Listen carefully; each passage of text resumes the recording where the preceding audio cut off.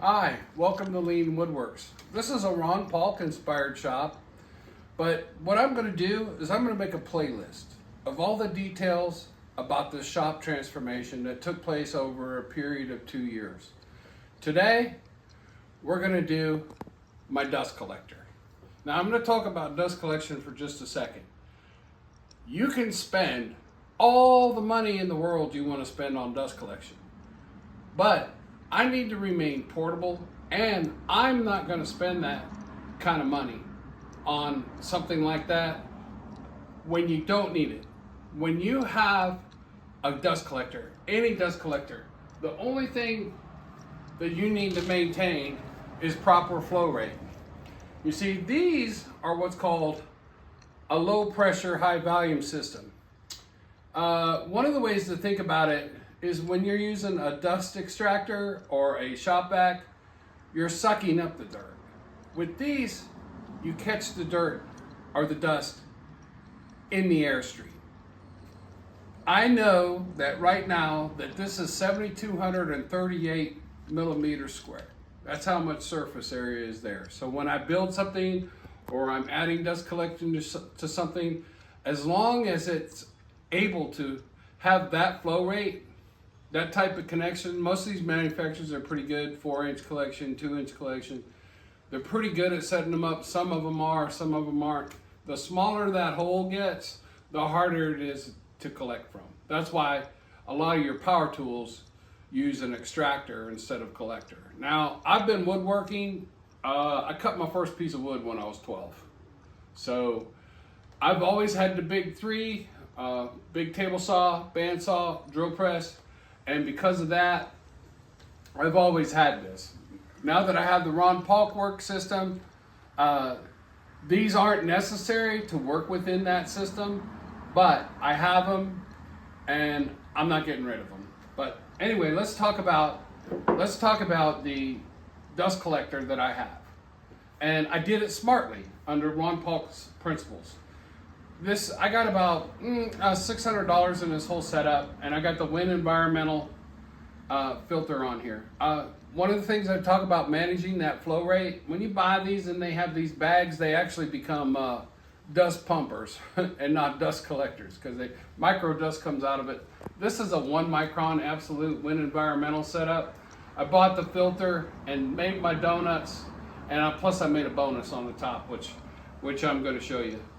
But one of the things to know is when you turn these on,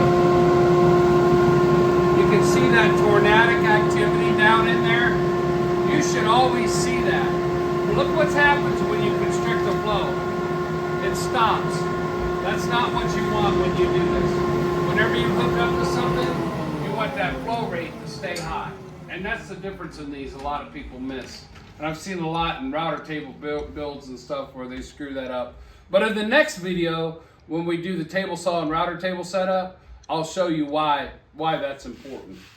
So one of the details about this thing that I want to show you that I did after I did my Wind Environmental setup, and I have about $600 in this whole setup, which is awesome, is I have this shaker. This is a standard concrete shaker. Now, I got the instructions with the Wind Environmental, made my adapter donut, and they give you foam and clamps and stuff in the package. But I got to looking at, well, how do I want to maintain this and really clean this and keep this from the dust getting caked up in it? This is a concrete shaker. This is an attenuator that I bought at Home Depot, a light dimmer. This is only a 40-watt shaker.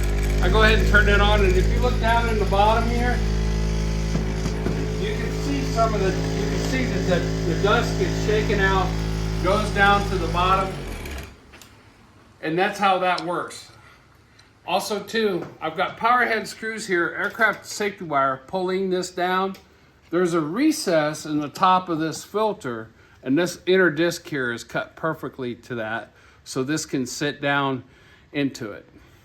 And this sits down into it, and that's what grabs this so tightly. Then there's rubber pads under here.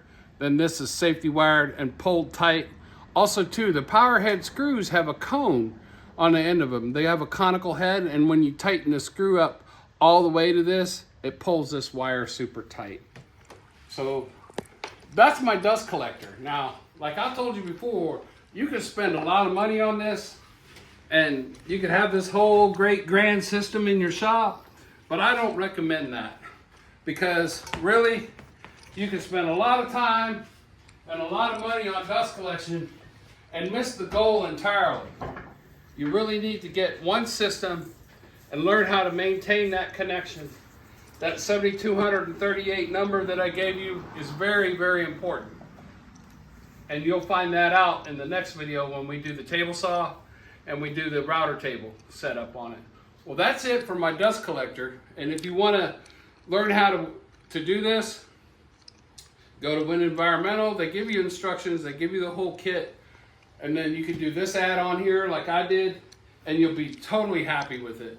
I spent $600 altogether on my system. And also too, you don't want to buy all that stuff with the barrel and this and that and the other. If you just do this work in a small shop like I got, this is all you need. Unless you're an industrial center with a bunch of employees and stuff and people that don't have really the time in their work methods to maintain it, because it costs a lot of money to have a $10,000 or $12,000 dust collection system, or even one of those expensive portables that are now getting up at the $3,000 and $4,000. They're just not needed. And this is 750 CFM. That's all you're ever going to need. You're never going to draw more than that through a tool. That's just absolutely perfect. So if you like my video, like and subscribe. There's going to be like 20 videos in this series, and it's going to cover everything in the shop. And also too, if you're Ron Polk, subscribe to Ron Polk's channel, because the majority of my work is based off of his work. And some of my work's based off of Julius Bloom as well. But there you go. That's my smart dust collector and my Ron Polk smart workshop. All right, thank you for watching my video.